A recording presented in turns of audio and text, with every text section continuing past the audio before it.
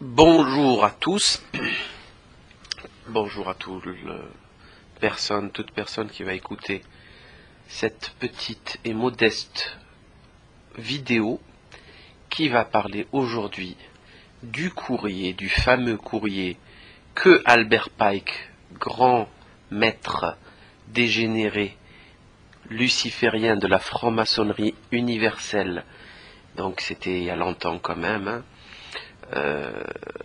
son courrier, donc un courrier qu'a écrit Albert Pike à Giuseppe Mazzini, grand patron de la maçonnerie européenne et notamment des Carbonari italiens, donc le 15 août 1871. Le courrier date du 15 août 1871. Ce courrier, cette lettre du 15 août, fut révélée par le Commodore William, né en 1895 et mort en 1959, dans son livre Pawns in the Game, P-A-W-N-S, in the Game, des pions sur l'échiquier, édition canadienne éditée en 1954 par la National Federation of Christian Laymen. Cet officier de marine canadien faisait partie de l'équipe formée par l'amiral britannique Sir Barry Domville, ancien chef de la Naval Intelligence, retraité en 1936, et plus tard incarcéré par Churchill comme antibelliciste. Donc vous comprenez un petit peu à qui on a affaire. On a affaire à des gens intelligents qui ne voulaient pas se retrouver dans des guerres qui n'étaient pas les leurs et qui étaient fomentées par des comploteurs, des conspirationnistes francs-maçons dégénérés. Et tout ceci est prouvable, hein, il n'y a aucun doute là-dessus. Des deux défaites subies par la France, la militaire et sociale, profiteront à la fois les financiers cosmopolites et les disciples de Karl Marx, tandis que les promoteurs du World Revolutionary Movement, Giuseppe Mazzini et son homologue nord-américain, le général Albert Pike, dans leur lettre du 15 août 71, traitent du schéma crise, guerre, révolution, des trois guerres mondiales suivies de trois grandes révolutions qui doivent marquer le XXe siècle. Pike, 33e degré maçonnique, grand commandeur du rite écossais du Sud, fonda sa propre obédience luciférienne, le New Reformed Palladian Rite, destiné à appuyer le mouvement révolutionnaire mondial. Il faut voir l'ouvrage de Jean Lombard, La face cachée de l'histoire moderne, pages 552 à 554, 1984, et les pages 556 et 555 du tome 2 de l'édition espagnole. Ce texte, vous pouvez le trouver sur Internet, il est très très simple à trouver. Il suffit de taper Albert Pike, Mazzini, crise mondiale, révolution, guerre, etc. Vous tombez dessus immédiatement. Donc, on observe que le Commodore William, dans son livre, William Guy Kerr, dans son livre Pawns in the Game, a découvert un jour, dans le British Museum Library, un courrier qui lui a détruit sa vie, qui lui a changé sa vie, puisqu'il n'a fait que combattre le nouvel ordre mondial depuis. C'est un chrétien, donc il a compris très vite, parce que là, aujourd'hui, ce qui est très difficile, c'est qu'il n'y a plus de chrétiens, il n'y a plus de croyants en vérité.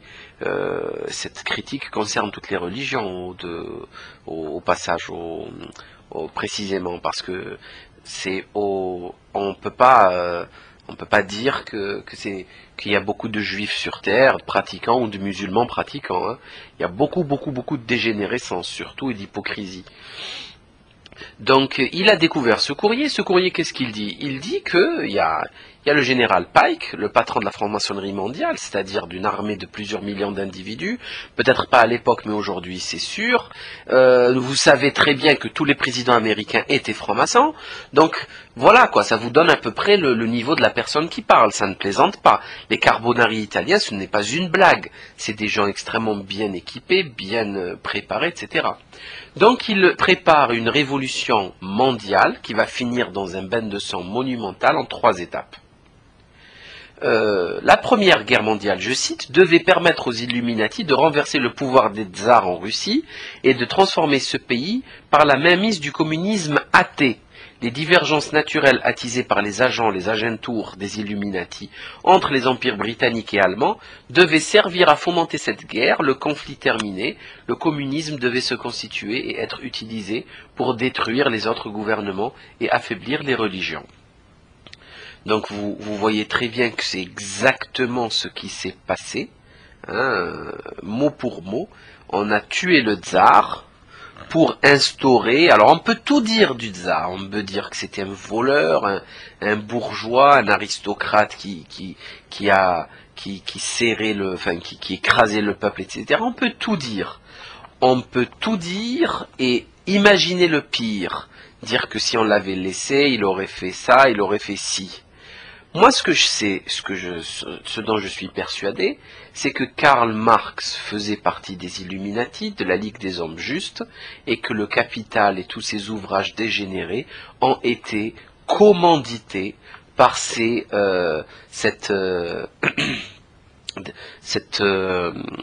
excroissance des Illuminés de Bavière qui est la Ligue des Hommes Justes. Donc, nous voyons ici la création d'un monstre tentaculaire qui est le communisme, qui va créer des centaines de millions de morts. Entre les famines et les massacres russes et tout ce qui est chinois et compagnie, c'est monumental. Donc voilà, on a troqué le tsar contre des démons. Je passe à la Deuxième Guerre mondiale, qui devait être fomentée en jouant sur les divergences entre fascistes et sionistes politiques. Cette guerre devait permettre la destruction du nazisme et accroître la puissance du sionisme politique, de façon à ce que l'État souverain d'Israël puisse s'établir en Palestine. Pendant la Deuxième Guerre mondiale, la puissance du communisme international devait arriver au niveau de celle de la chrétienté tout entière. Arrivé à ce point, il devait être contenu et mis en réserve jusqu'à son utilisation pour le dernier cataclysme social. Quelle personne informée pourrait nier que Roosevelt et Churchill ont réalisé cette politique? Imaginez, vous, vivre ces événements, puisque lui, il a découvert en 54, 52, 53, 54. Et imaginez, il a vécu la Première Guerre mondiale et la Seconde. Et c'est exactement ce qui s'est passé. Et lui, il se retrouve devant les yeux avec un courrier de 1871. C'est-à-dire 40, 50 ans avant la Première Guerre mondiale et plus avant la Seconde. Et ça se passe exactement comme c'est écrit sur ce courrier. Comment savait-il qu'il y aurait des sionistes ? Alors qu'ils n'étaient pas encore là, les sionistes. Theodor Herzl n'avait pas encore fait son congrès de Bâle en 1896. Il y avait encore rien. Comment pouvait-il savoir sur le fascisme? Il n'y avait pas de fascistes à l'époque, en 1871. Soyons sérieux. Vous imaginez le choc reçu quand on lit un courrier aussi prophétique, aussi démoniaque. Troisième et dernière étape, la Troisième Guerre mondiale doit être fomentée en utilisant les divergences que les agents des Illuminati attiseront entre les sionistes politiques et les dirigeants du monde musulman. La guerre doit être menée de telle manière que l'islam, le monde arabe, y compris la religion de Mohammed, et le sionisme politique, y compris l'État d'Israël, se détruisent mutuellement. Dans le même temps, les autres nations, une fois de plus divisées entre elles à ce propos, seront forcées de se combattre jusqu'à un état d'épuisement complet, physique, moral, spirituel et économique. Quelle personne impartiale et raisonnable pourrait nier que les intrigues en cours au Proche et au Moyen-Orient et à l'Extrême-Orient ne préparent pas la réalisation de ce projet démoniaque? C'est clair. C'est exactement ce à quoi on se prépare. Vous voyez très bien que on a créé un État religieux qui exige la religion dans la carte d'identité, etc. Et cet État a été créé par des laïcs, des athées dégénérés. Des athées, ils ne croient même pas en Dieu, et ils ont créé un État religieux, ça n'a pas de sens. Ceci n'a pas de sens, c'est pas logique, ok? Ça, c'est ridicule. Le 15 août 1871, Pike disait à Mazzini qu'après la Troisième Guerre mondiale, ceux qui aspirent à dominer le monde sans conteste provoqueront le plus grand cataclysme social que le monde ait jamais connu. Nous citons ses propres termes empruntés à la lettre cataloguée au British Museum Library à Londres. Donc là, on va citer Albert Pike dans son courrier. Là, il cite la Troisième Guerre mondiale, c'est-à-dire le bouquet final. Nous lâcherons les nihilistes et les athées, et nous provoquerons un formidable cataclysme social qui, dans toute son horreur, montrera clairement aux nations les effets d'un athéisme absolu, origine de la sauvagerie et plus sanglant chambardement. Puis tous les citoyens obligés de se défendre eux-mêmes contre la minorité révolutionnaire mondiale extermineront les démolisseurs de la civilisation et les masses déçues par la chrétienté, dont les esprits déistes seront à partir de ce moment sans boussole, à la recherche d'un idéal. Sans savoir vers quoi tourner son adoration, recevront la vraie lumière grâce à la manifestation universelle de la pure doctrine de Lucifer, enfin révélée aux yeux de tous, manifestation qui suivra la destruction de la chrétienté et de l'athéisme, simultanément soumis et exterminés en même temps. Donc vous voyez ici quel est leur plan, c'est très hegelien comme plan, hein. L'ordo ab chaos, on crée une crise, on va fatiguer les gens par une guerre qui va durer très longtemps, et puis on s'amène comme des sauveurs, avec beaucoup d'or, avec une nouvelle économie, en instaurant une sécurité par le biais d'une armée bien organisée, puisqu'elle aura de l'argent et des moyens, et on impose un ordre. Alors imaginez quelqu'un qui est épuisé par une bataille, une guerre depuis 10 ans, il a perdu toute sa famille, vous venez lui proposer Lucifer comme Dieu, il signe tout de suite, hein. Tout de suite il signe, immédiatement, puisqu'il est exténué. Donc voilà, donc c'est clair. Vous remarquez que les francs-maçons croient en Dieu. Alors on vous dit que Dieu n'existe pas, qu'on a une liberté de croyance, que vous faites ce que vous voulez, mais que Dieu n'est pas... c'est le grand architecte, c'est pas une divinité qui a envoyé des livres, etc. Ça c'est la nouvelle maçonnerie dégénérée. Avant les francs-maçons, ils étaient chrétiens.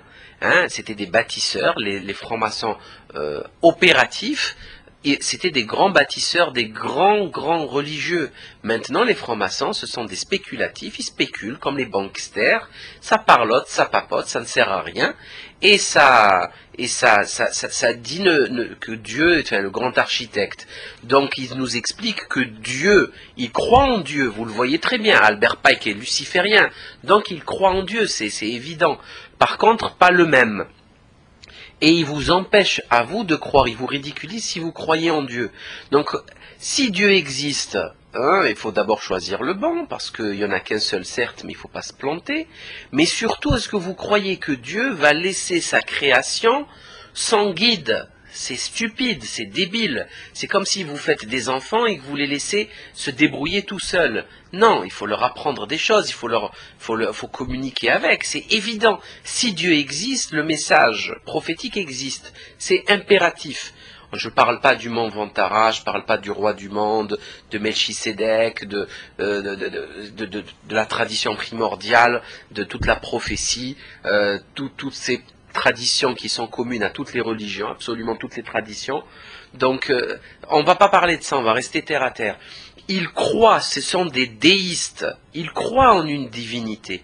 Ils ont créé des nihilistes, des anarchistes, des athées, des dégénérés, qui pensent être libres, mais en fait ils ne le sont pas, ils ont été manipulés par cette propagande démoniaque. Donc, les athées ont été créés par des déistes. C'est quand même rigolo, c'est génial comme concept. C'est pas mal, c'est pas mal. Donc ils se sont fait réellement avoir. Quand vous croisez un communiste qui ne croit pas en Dieu, il ne croit pas en Dieu parce qu'on a bien voulu qu'il ne croit pas en Dieu. Et le type qui a voulu qu'il ne croit pas en Dieu, lui, croyait en Dieu. Pas le bon. Il croit en Lucifer, ces abrutis, il croit en Satan. Mais il croit en quelque chose. Donc ils se soumettent à quelque chose de plus fort qu'eux. Donc regardez la mascarade, la débilité de la chose. C'est horrible, c'est monstrueusement horrible. Les francs-maçons croient en une puissance créatrice. Et après ils vont vous dire à vous que Dieu n'existe pas. Que c'est une vue de l'esprit, je ne l'ai pas vu, tant que je ne l'ai pas vu, je ne peux pas y croire, etc. Donc je crois qu'il est capital de prendre connaissance de ce courrier d'Albert Pike, parce qu'il place les choses dans leur contexte. On voit que les Juifs sont une partie de la manipulation, c'est la moitié. Voilà, on les a foutus ici, on les a entourés de centaines de millions d'Arabes et de musulmans et de Turcs etc. Et on va les laisser crever, les pauvres. Moi, ils me font de la peine, beaucoup de peine. C'est monstrueux d'avoir fait ça. Monstrueux. Alors on leur fait croire qu'ils sont haïs, qu'ils sont... Mais c'est normal, c'est normal. On est en conflit là, on est en guerre. On est en guerre là, ils ont décidé de créer ce conflit. C'est évident. Les premières personnes qui ont demandé les terres de Palestine, on leur a rétorqué qu'il y avait quand même du monde qui vivait dessus. On ne pouvait pas vous les donner, hein, que ce soit les Anglais ou les Allemands de l'époque. Il suffit de lire les biographies de Theodor Herzl. On lui avait proposé plein d'autres terres, aux États-Unis, en Afrique, dans des îles en Sicile, je ne sais plus quelle partie du monde on lui a proposé. Mais non, il voulait la Palestine. Pourquoi il voulait la Palestine? Parce que c'est la terre du message divin. Mais oui, mais quelqu'un qui ne croit pas en Dieu, comme Theodor Herzl, il voulait sauver. Ce qui l'a motivé pour ça, c'est l'affaire Dreyfus. Donc il voulait sauver le peuple juif de l'antisémitisme.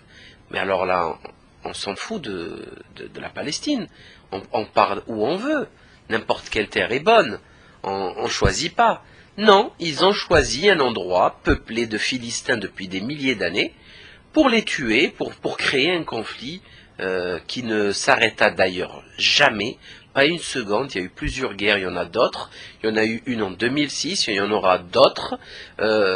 Et bien sûr, les Israéliens ont fait des entraînements à 1500 km de leur côte avec 100 F-16 qui simulent une attaque contre l'Iran, puisque l'Iran est à 1500 km de chez eux, avec des avions ravitailleurs, etc.